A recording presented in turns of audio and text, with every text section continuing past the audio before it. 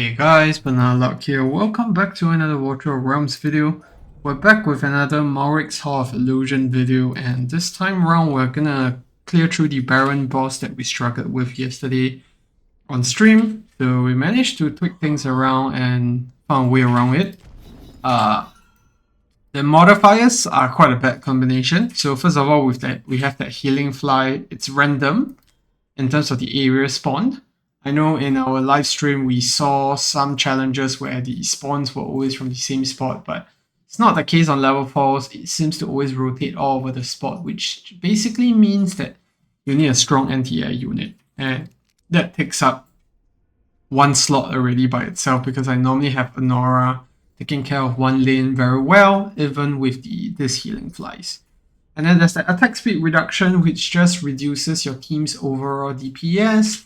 And we also have this buff where the mobs that spawn on the bottom, they get increased damage every time they do an attack. So what that basically means is that your units will eventually start dying, no matter how tanky they are, because these units will just scale in an infinite manner.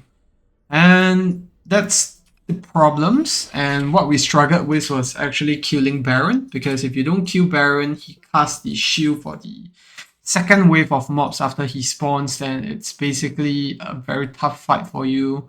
You have like a 200-300% shield to deal with, and also the fact that Baron's still up top and the wave that comes on the top wave will just overwhelm your team instead.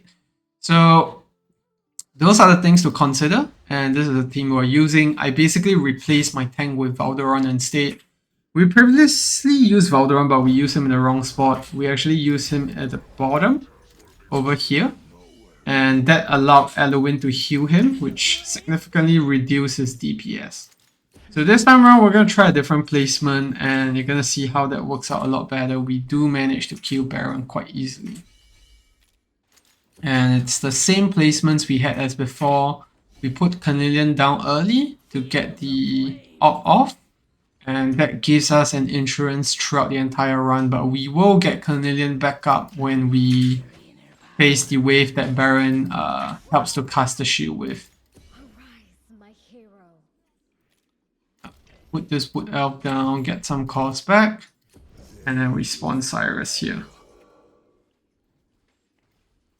And once we have all these units up here, it's pretty much a rinse and repeat every wave. From the next wave onwards, I'll start casting the Imrat ultimate to help store the bottom wave, because there's more than 4 units and our tanks clearly cannot take care of that. And we have Sagat here in case the flies spawn at the bottom wave. And then Honora, like I said, can take care of the top wave just fine by herself. So yeah. Once we have the fly in range, we cast the ultimate, which normally hits both sides. And you can see Ardea hitting the top side here helps a lot because we clear out the flies before they can heal anything. Or they'll clear out the wave before the flies have anything left to heal with. Cast the ultimate again. And bear in mind here, you can actually cast Wukong's ultimate to target the Inquisitor before he has the chance to target the side mobs. And we need Wood Elves to supplement Wukong every 1-2 ultimates. Basically, the Sunder stacks build up on every second ultimate, and yeah, you basically just need to cycle the Wood Elf when you can't instant kill the Inquisitor. Now we have the same deal here. We're gonna see the boss is a lot lower on HP, and that's gonna kill him almost instantly. Now we just wait.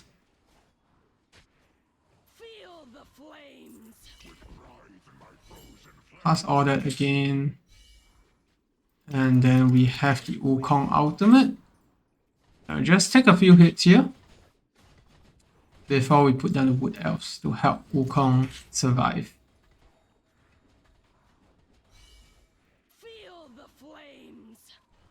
Okay.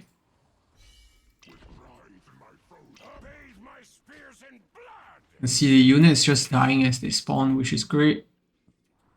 But with the shield, it's gonna be a very different story. So this one, another one of the instant kill ones, and I believe this is the last fly that Sagat has to kill for now. Now we're gonna have to time Imrat's ultimate really on point this time round because it's the Baron boss the very next round. And that's where the ultimates actually matter a lot.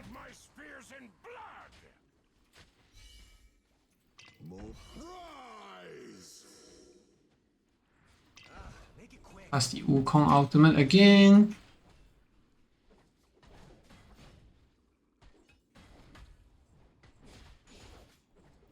And let's put down the Wood Elf here.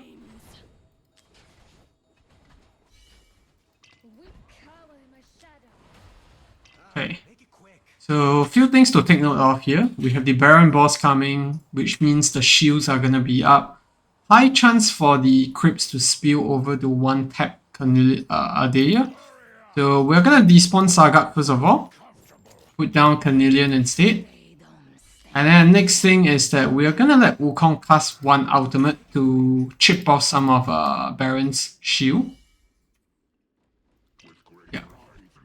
And yeah, once that is done, then that's where we bring down Valderon. I'm gonna put him here instead of there in the healing range.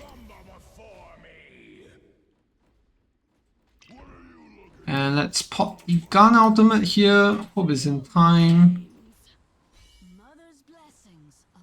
Yeah, I'm gonna have one crypt licking through, but that's completely normal. Because these guys are really tough to deal with.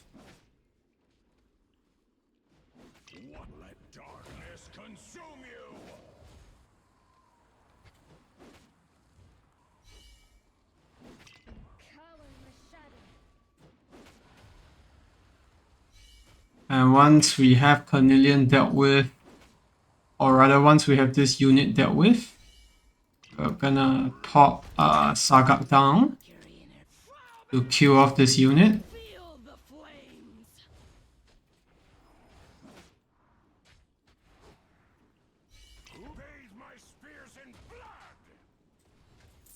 Okay, now that's done, we almost have Wukong up again, so that's exactly what we're gonna do. We're just gonna wait for Wukong to be up.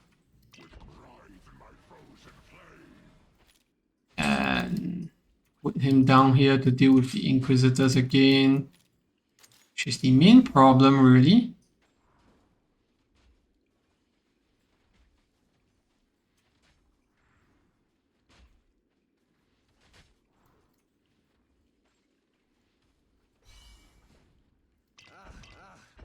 There's a chance that this Wukong ultimate will go on other units. Okay, thank goodness it didn't.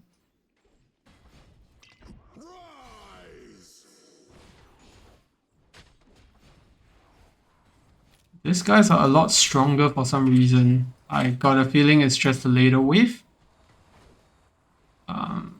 Yeah. And that guy is almost dead, which is good. So I don't think we can hold out any longer.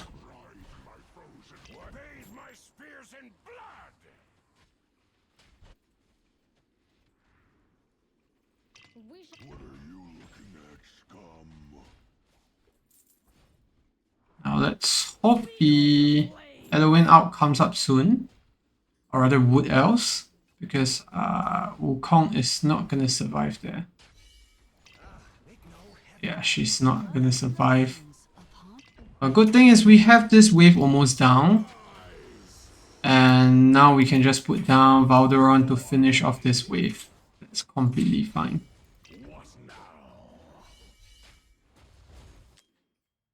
Okay, so that's basically it. Nothing else to really deal with there. It's a level 4 run.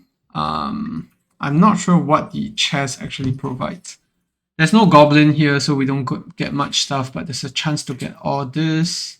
Let's hope we get one of the unique ones.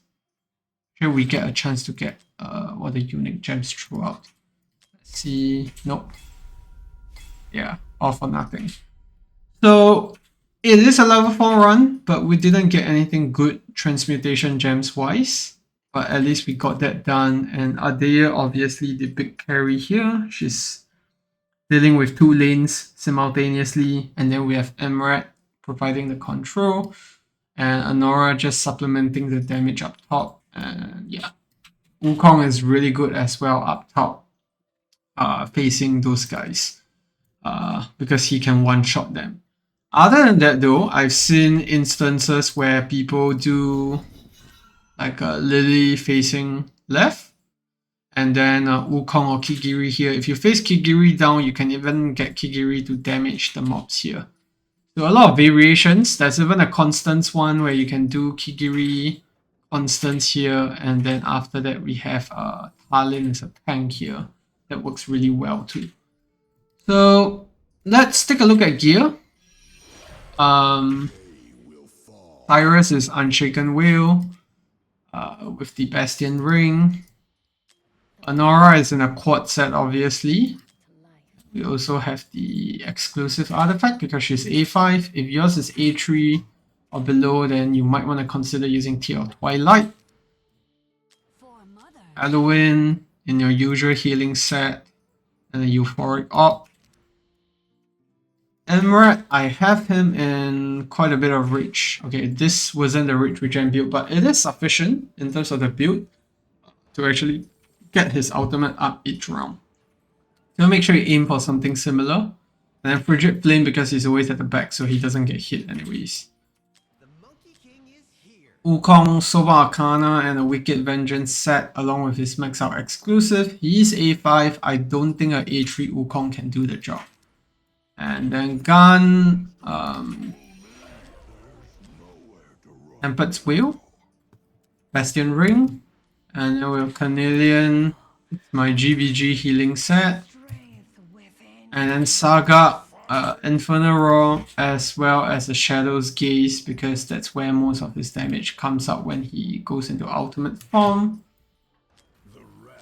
Alderon, Soba Arcana here, because we deploy him quite late into the fight, so IR is not as necessary. And then we have his exclusive artifact there. And last but not least, Adea. Not even a quad actually, pretty crappy set. And then a Realm Pair. Yeah, that's basically it. Let me know down in the comment section if you have any questions on substitutes and whatnot, but I think it's pretty hard to substitute things around here. Kigiri with Wukong maybe. You can even fit in Leia with Kigiri and Wukong instead of a chaotic team. I think that could work.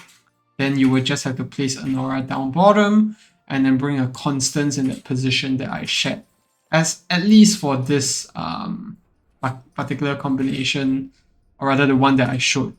If you have things like Skeleton Archers and the Rolling Guts, then the strategy could change quite significantly. So yeah, hope you found that helpful. If you did, leave a like or subscribe to the channel, and I'll see you in the next one. Goodbye.